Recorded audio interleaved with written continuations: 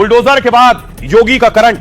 सबसे पहले आपको नेपाल लिए चलता हूं। नेपाल में विसर्जन के दौरान पथराव हुआ है। दुर्गा जी के विसर्जन के दौरान पथराव शुरू हो गया। ये नेपाल में विसर्जन के दौरान पथराव हुआ। दूसरी तरफ ओडिशा से तस्वीर आई है जहां वीएचपी के प्रोटेस्ट में लाठियां चल गई। ये तस्वीरें मैं आपको ओडिशा की दिखा रहा हूं।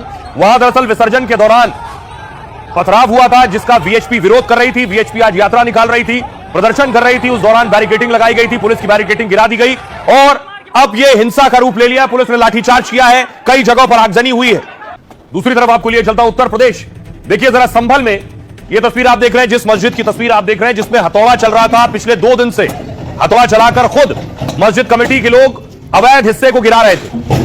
आज इसी हिस्से पर बुलडोजर चलने लगा। हथौड़े के बाद बुलडोजर की कार्रवाई शुरू हो गई। तो संभल के बाद आपको लिए चलता हूं बरेली के बुलडोजर पर। यह है नफीस का पैलेस, इस पर बुलडोजर चलना शुरू हुआ था। नफीस तौकीर के करीबी थे। यह तस्वीर आप देख रहे हैं, आज भी इस पर बुलडोजर चल रहा था नफीस के बारात घर पर। और इतना ही नहीं, एक और करीबी थे तौकीर के। तौकीर इसी घर में रुके थे, यहीं आकर शरण ली थी। अब यह घर पूरी तरह से सील कर दिया गया है, सरकारी सील लगी है, घर में एंट्री बंद है। अब इस घर पर कार्रवाई होगी। इस घर की जानकारी और दस्तावेज जुटाए जा रहे हैं प्रशासन की तरफ से। 3 मंजिला इमारत है ये जिस पर सील लगा दी गई। बरेली में योगी का ताबड़तोड़ एक्शन हो रहा है। जिस बरेली में 1 हफ्ते पहले बवाल हुआ, वहां से अब रोज बाबा के इलाज और बुलडोजर गाज की नई तस्वीर सामने आ रही है। नफीस से नदीम और फरद तक तौकीर के करीबियों पर शिकंजा कस रहा है। किसी की अवैध दुकान और मैरिज हॉल सील कर दिए गए तो कहीं बुलडोजर से करोड़ों की संपत्ति मिट्टी में मिला दी गई। अब योगी की पुलिस ने फरार दंगाइयों के खिलाफ भी बड़ा अभियान छेड़ दिया है। लापता उपद्रवियों पर इनाम घोषित किया है। बिजली चोरी और बाकी बिल पर करोड़ों का जुर्माना लगाया है और बरेली में हुए नुकसान की पाई वसूलने की भी पूरी तैयारी है।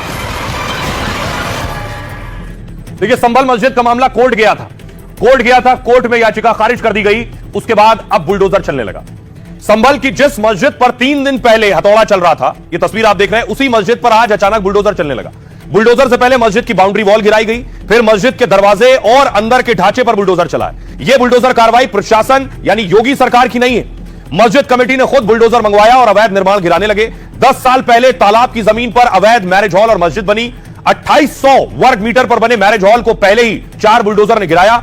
510 वर्ग मीटर पर बनी मस्जिद को हटाने के लिए 4 दिन की मोहलत दी गई थी। मस्जिद कमेटी ने इसे लेकर इलाहाबाद हाईकोर्ट में याचिका लगाई, लेकिन अदालत से याचिका खारिज होते ही कमेटी ने मस्जिद के अवैध हिस्से को हटाने की प्रक्रिया शुरू की।